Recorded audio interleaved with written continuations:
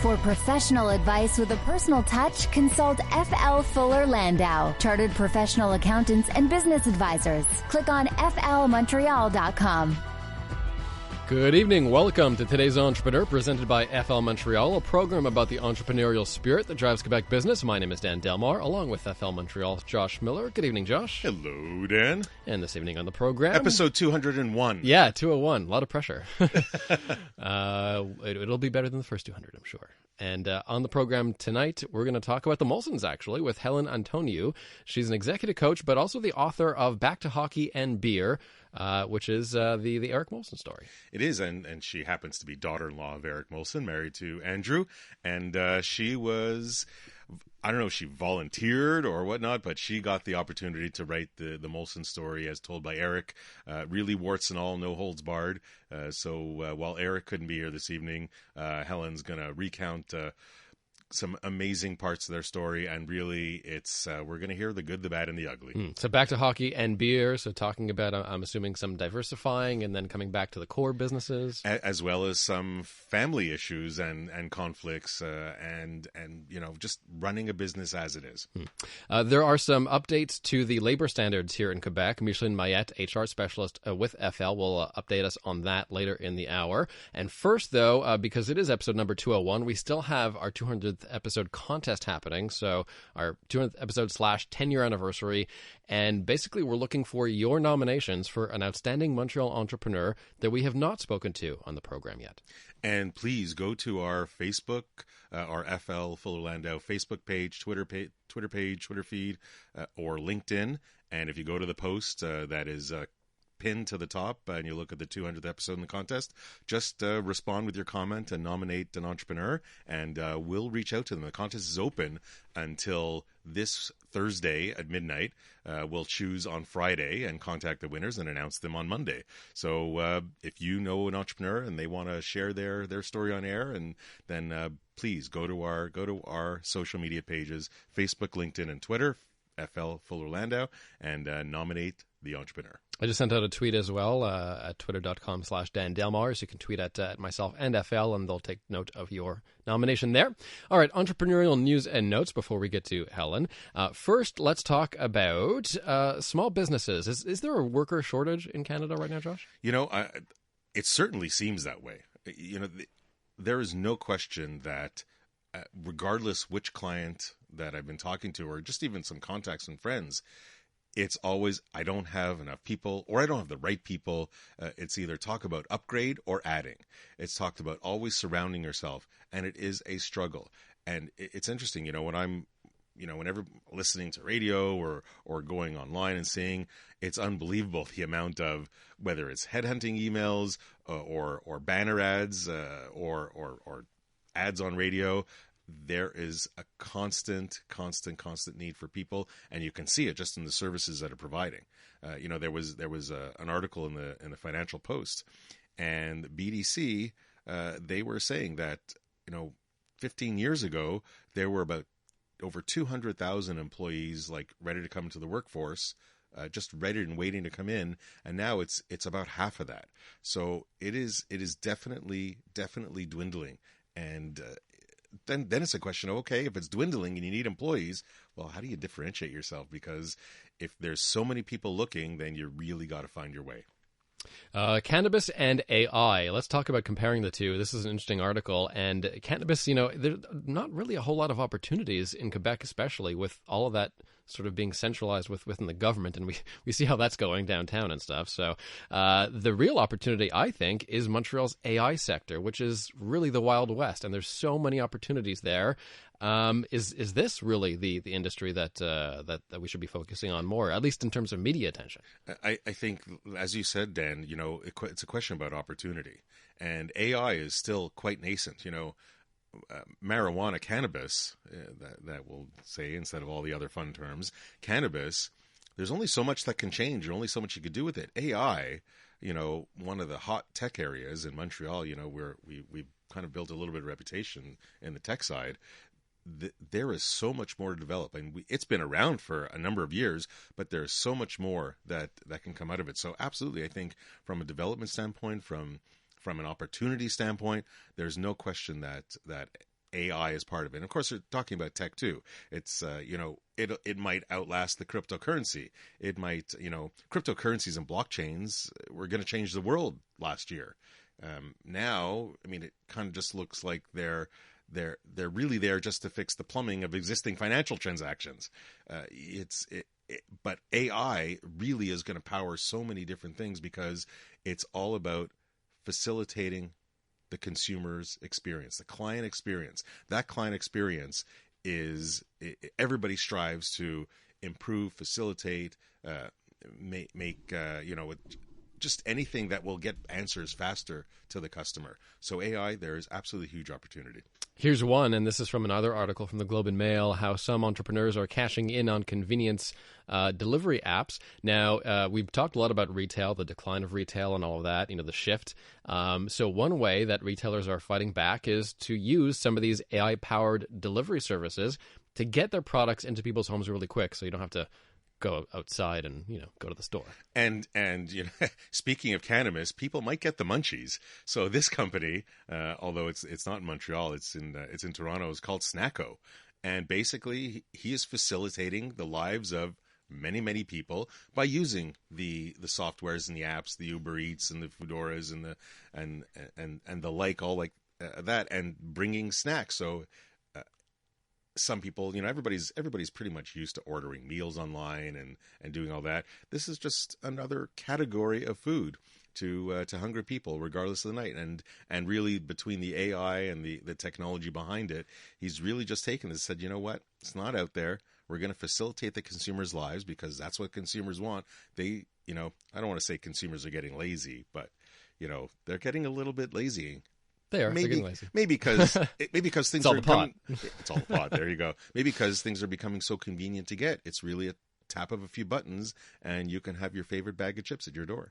So there is one company that I'm keeping my eye on here locally. It's called Golo. Have you seen these cars as they're being around Montreal? Absolutely. So this is one of these services. They're in Montreal, Quebec, and Toronto right now, and they're doing just that. They're partnering with retailers to just ship your stuff instantly, basically. This is, I guess, before drones will truly come into play, where, that will be a little more automated, and maybe we're not quite there yet with the food packages, but I think we're really darn close. All right, let's talk about networking tips, how to overcome networking anxiety. I guess I'm kind of networking anxious, but I just don't like it. That's I don't know if it makes me anxious. I just find it unpleasant. I don't know, Dan, and I know nobody knows that you're occasionally an introvert, but definitely there are some, and you'd think that they're obvious, but it came across an article on Inc.com, and it's funny. One of the first thing that they say is plan like it's an invasion. Like, really map out what you're going to do in this networking conference. Remind yourself why you're going to the event. Do research on who might be there. Give yourself a timetable. Plan. If you're really not used to just winging it, well, then absolutely plan it out to whatever degree possible. And then there's the few other little tricks and tips. When you're holding a drink, hold it in your left hand, so that when you're going to reach out and shake somebody's hand, it's not all wet and and cold. Good and tip. Maybe clammy. So hold your drink in your left hand. Food. Sometimes there's amazing food there.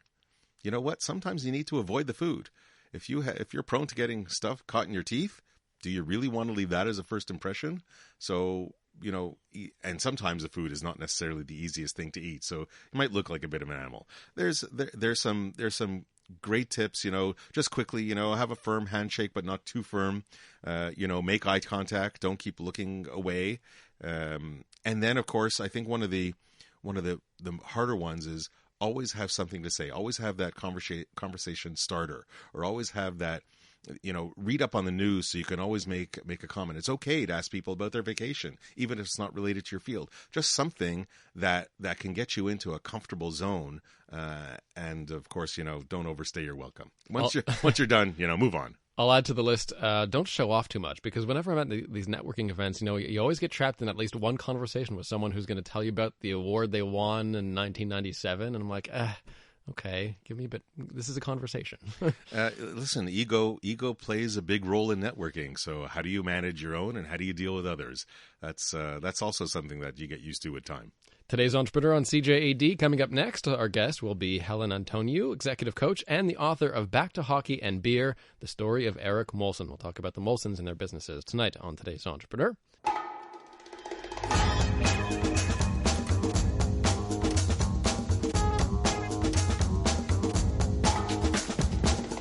For professional advice with a personal touch, consult FL Fuller Landau, Chartered Professional Accountants and Business Advisors. Click on flmontreal.com. Welcome back to Today's Entrepreneur, inspiring stories from outstanding business people. Dan Delmar and FL Montreal's Josh Miller with you, and we're going to talk about an outstanding family that we all know here in Montreal, the Molsons, of course, and joining us in studio is a member of the Molson family, Helen Antoniou. She's an executive coach, but also the author of Back to Beer and Hockey, the story of Eric Molson. Helen, welcome to CJAD. Thank you.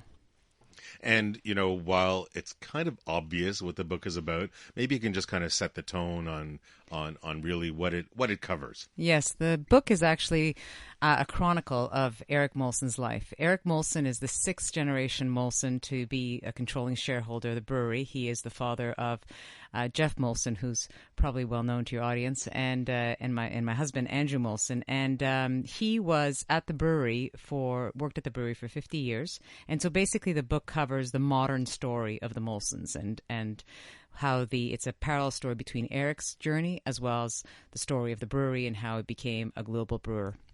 Now, when the idea to write the book, yeah, but did that come from Eric himself? No. You have to know Eric Eric is someone who is very much behind the scenes kind of guy. Eric is, first of all, he's a chemist. And at the basis of all, he is a brewer. He's a certified brewmaster. When he did his master's at Princeton, he studied yeast. He really is a scientist, a chemist, and a brewer first and foremost. And so he is not someone who is going to be out there to tell a story. It was more our idea that we wanted to engage Eric in a project. So we thought, Eric, there's a few things that you've learned in your 50 years, and maybe you could share them. If I was an expert in yeast, I probably wouldn't come out of my shell either. Yeah. So when he was, and he led the company. I know sixth generation, and he was a master brewer, but he did lead the company. When did he take on as, whether it was chairman, CEO? What was his title? He did. Eric started out as a quality control guy just on the factory shop, and then he moved up. He became president of Molson Breweries Canada in the early 80s. And then in 1988, he took on the role of becoming chairman of the board of the Molson companies. It was known back then. And it wasn't just a brewery back then. When he became chairman, it was a conglomerate that was in all sorts of businesses. It was in beer, it was in chemicals, it owned like parts of Home Depot, it was in retail. So it was it was in hockey with the Canadians. So it was a conglomerate in all sorts of different businesses when he became chairman in 88. Now, did he have a different vision? Well, when he went through the operations, when he started working at Molson and all the way throughout until he went to this role of chairman, he was always worked in the brewery division. So he always loved beer and stayed with beer. The strategy or the decision to diversify was one that was taken by his predecessors, his uncle and his father, and he followed along with this decision because obviously at one point he thought they knew best, and it made sense because of the market and because of everything that was going on. And they couldn't actually. Molson's had grown. Molson became a public company in 1945, and from the time it was founded in 1786 to 1945, it operated exclusively within the province of Quebec. And they became public in 1945 in order to be able to expand and to grow, in Ontario was the next brewery. So between 1945 and the end of the 1950s, Molson grew to have breweries all across Canada and became the second largest brewer of Canada. And then Molson tried to grow in the States, and the antitrust authorities of the U.S. blocked them. So they couldn't go in the States, and so they had all this cash flow, and they decided diversification was the answer.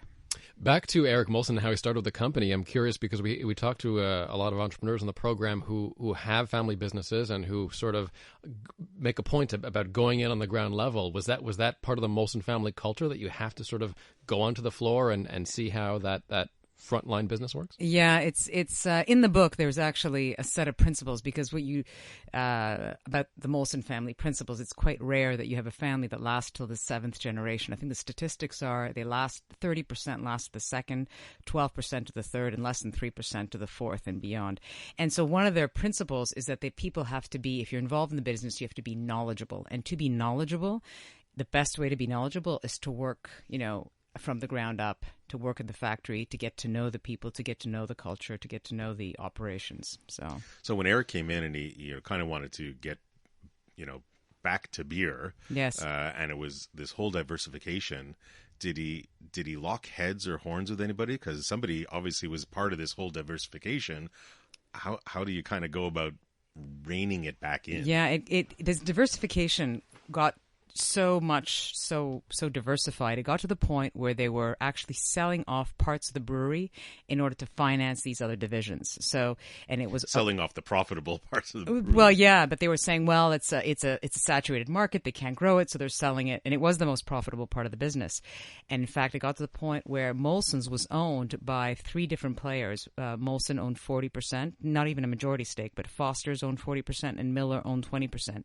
And so Eric, at one point, so he went along with diversification. And this is interesting for your entrepreneurs in terms of, you got to follow your passion. You got to follow what you really believed in and understand. And Eric, for the longest time, actually just went along with a strategy that was defined earlier by his predecessors. And it was, at one point, he was like, enough is enough. And he decided to follow his passion and take the company back and buy back all these other pieces and become 100%. What kind of areas did the company diversify in? So it got into the chemicals business. So they owned a company called Diversi, which is into chemicals of cleaning products and all that kind of stuff. It owned retail. There was Beaver Lumber. There was Home Depot. So there's all these retail chains that they owned. They owned, the entertainment business. They owned the hockey business, and they sold the hockey business. Back when they did that whole strategy of going back to beer, they literally sold everything off, including hockey, which was very, you can imagine Eric loves hockey, but how many times did they own the team? Well, they've owned it a few times. I think it's been like 3 times. Like I haven't actually, because between the individuals owning it and the brewery owning it, and now back to the individuals owning it. When I say individuals, I mean it was owned first by Eric's father, Tom, and his uncle Hartland, and then they sold it. Those two sold it to some cousins, who then sold it to the Bronfmans, and then the brewery bought it back from the Bronfmans because Eric was worried that Labatt's was going to get it, so he made sure the brewery got it back from the Bronfmans. And then going back to beer meant selling off the Montreal Canadiens. And then, as we know, the latest story with Jeff and his brother Andrew and Justin, who convinced Eric to who get convinced back in. Eric. Literally, Eric was like, "What are you doing?" What was his first reaction? Well, Eric is like, Eric's a great fan, but he just didn't think it was like the best, it's a hard business to be in. I mean, there's a lot of cycles, you make the playoffs, you make a lot of money, you don't, you're down in so it's very, very cyclical. So Eric's like, we've done this before, but there's a huge sense of, responsibility that comes with this team. It's more than just a team for this city, as we all know. So stressful for us all, I can only imagine. Yes, it's very stressful. So we're having a chat about the Molsons and their family businesses with Helen Antoniou. She's a member of the Molson family and the author of Back to Beer and Hockey, the story of Eric Molson. More with Helen in a moment on Today's Entrepreneur. For professional advice with a personal touch, consult FL Fuller Landau, Chartered Professional Accountants and Business Advisors. Click on flmontreal.com. Welcome back to Today's Entrepreneur on CJAD 800, a program about the entrepreneurial spirit that drives Quebec business. My name is Dan Delmar, along with FL Montreal's Josh Miller.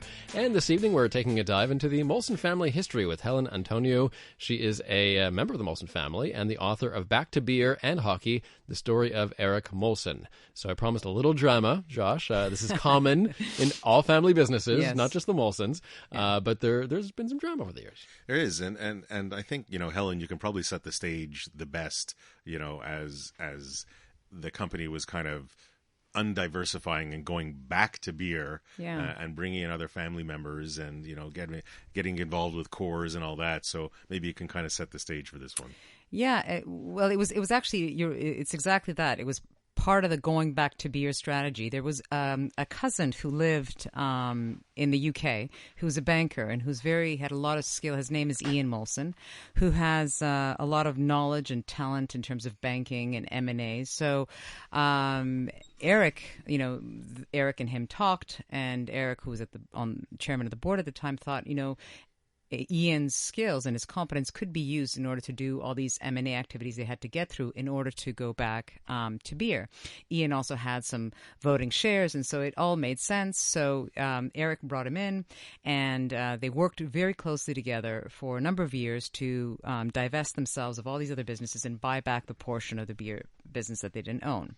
And Ian had this expertise, and it wasn't in Eric's wheelhouse at the moment. And Eric is not a financier. He knows the beer business, but that's so it worked really well. Then as they started to, they finally did make it back to beer. I don't know if you remember that ad, the rant, Joe Canadian, the rant, yes, classic, the classic. So that was when they actually back to beer, and we are Canadian, so that was the big launch point.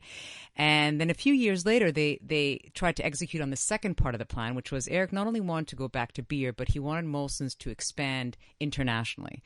So how do you expand internationally? So they did some deals, and one of the deals they did is that they invested in a brewery in Brazil.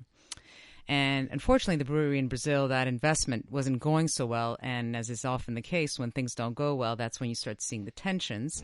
And the tensions started to manifest themselves. And in the book, we see how they evolve at the board level. This is one of the insights of the book, which is kind of cool, is that you do get to see something that you don't often see, which is inside boardroom dynamics. People don't get to see that. And the dynamics started shifting between Ian and Eric.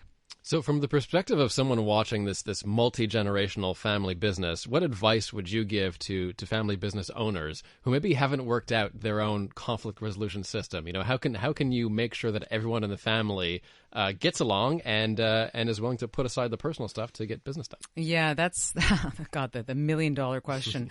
But must be different for every family because everybody has their buttons to push. Yeah, no, it is. But I think the fundamental, it sounds so basic, but the importance of communication is just so huge. And if you don't have the communication, is at least give yourself the opportunity to have these, it might sound formalistic to have like meetings and family council meetings or whatever you might want to call it. But if you set up these forum with family members that are not just around the kitchen table, but actually set some meetings up in order to exchange information and talk and do it in a more formal way. It forces the conversation. So it really is about, the conversation, about proper listening, about understanding each one's, interests and what they want to get out of the business. So coming back to Eric and Ian, and yes, that part of the story, Brazil's not happening. Little bit of pushing. Yeah. So so the question then becomes, what do you do next? So then you have two different philosophies that start to emerge in terms of the perspectives. You have Eric's perspective, you see, is Eric is someone who's in this business for the long term. He is someone who wants to make sure this enterprise lasts to the next, not the next 10 years, but the next 200 years. He is someone who really acts as a steward to this company. And Ian had a different perspective. He's a banker. He's a moneymaker. So he was more like, okay, well, what is the kind of deal that we can get to make the most profit in the shortest term? So that was the sort of the debate that started happening. So there was discussions then of, okay, we are in this difficult situation with Brazil. Coors was in a similarly difficult situation. They'd made a difficult investment in the UK at the time that was taking up a lot of resources, and they realized that, well, alone they might become subjects of a takeover. But together, they realized, okay, we can actually make a deal happen and make this grow. So the idea was, okay, let's get together. We'll do a merger of equals, which is something that I don't think we hear often. A merger of equals is when more takeovers you kind of hear. Yeah, yes, and more takeovers are much more appealing to shareholders because there's a huge premium that comes with takeovers. In a merger of equals, it's just a swap of shares. So it's not. But the shareholders or the board still has to vote, and if the shareholders aren't getting a benefit, then the board has a tough decision to make. Right. So you might say, so in Molson's, there is what's known as a dual class share structure. So the family has control through voting shares, and the other shares are non-voting shares. But with a transaction, which is the size of the kind of transaction of doing a merger of equals with cores, you needed to have the agreement of 2/3 of both the voting and the non-voting shareholders. And so, like I said, many shareholders were like, well, wait a minute, where's the gravy? There's no premium here. I'm not getting. So the Molson board of directors decided to issue a special dividend, so $5 per share, if the merger of equals with cores was approved. Now, Eric... We don't call it bribery. We call it good business. Right. Good business tactics. Well, so because of the perception that it might be seen as Eric is doing this, is promoting this, is like pushing for this deal because he wants to get the special dividend, Eric decided to forego the dividend. And when I say he forwent he decided not to take the dividend, that represented a sum of $50 million. So he said no to a payout of $50 million because he thought that, he believed in the deal. He believed in the deal and the long-term value of the deal. And today, Molson Coors is the third largest brewer in the world. And but on Ian's point, you never knew that was going to work out that way. Mergers are complicated. Getting two cultures together and having them work, might not always pan out. So Ian was more into let's sell it to the highest bidder. Heineken is going to give us huge money for this takeover, etc. Was it hard to part ways? Was it an easy? No, it wasn't easy. I don't think it was easy to part ways. I mean, the way it turned out was they had a divergence in terms of the strategy to adopt. So that divergence became public. I think nobody likes that. So I don't think it was a difficult parting of the ways. It was just one that was that happened because. So how does a next generation get selected? Is it? Are there heirs to the throne? Is it you have to work from the bottom up? Is there kind of a pruning of the tree? Like how does it work? Again, to Dan's earlier point, or I think whatever we said it, that we're interchangeable. You're interchangeable. Sorry, guys. It is very specific. Each case is very, very different. Some families actually have specific rules about, we will only have one family, the eldest or the whatever. The principles that the Molson family or that Eric's branch follows are set out in the book, and part of them are, you're very knowledgeable about the business. If you're going to be in a governance role, you let the CEO do his or her job. So you are CEO centric. You are involved in the strategy. You are involved in the direction setting, but you're not involved in the in the operations. You let the managers do their job. There's obviously all these rules about no nepotism, no favoritism, no taking advantage. And so how did, just quickly, before we kind of move on, how did Eric deal with his own transition out of his role? Out of his role from president, from chairman to his sons, because yeah. his sons are now the ones that are on the board. Well, actually, he did it really incredibly. That's really to his credit, because one of the reasons sometimes these transitions don't happen very well is because the older generation holds on to power. It's very difficult, especially when it's the founder entrepreneur. Mm-hmm. It's very difficult to let it to pass on the baton to the next generation.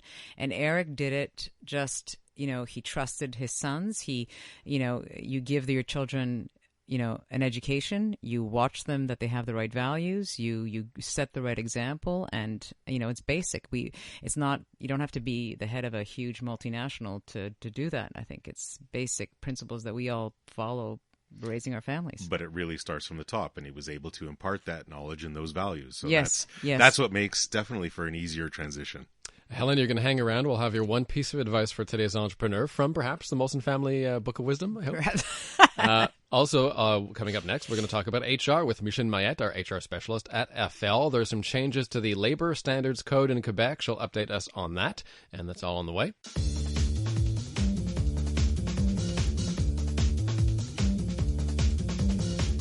For professional advice with a personal touch, consult FL Fuller Landau, Chartered Professional Accountants and Business Advisors. Click on flmontreal.com. Inspiring stories from outstanding business people. Dan Delmar and FL Montreal's Josh Miller with you for today's Entrepreneur. And coming up, we'll have Helen's one piece of advice for today's Entrepreneur, direct from the Molson Family Book of Wisdom. That should be interesting. That's on the way. But first, Mushin Mayette is here, HR specialist at FL, to talk about changes to labor standards in Quebec. Welcome back, Micheline. Hi, Dan. And Josh, obviously this is going to be seamless and easy on entrepreneurs. How easy is this, Micheline? and Dan, at the top of the hour, as we were talking off air, we were talking about labor shortage, and we weren't saying that Quebec was pro-employee or anything, because they really think about the general public. But some of what are maybe some of the issues that came up, Micheline, that employers and entrepreneurs just need to know about. Mm-hmm. Well, I think in a way it's old news because the new law came out in June, but.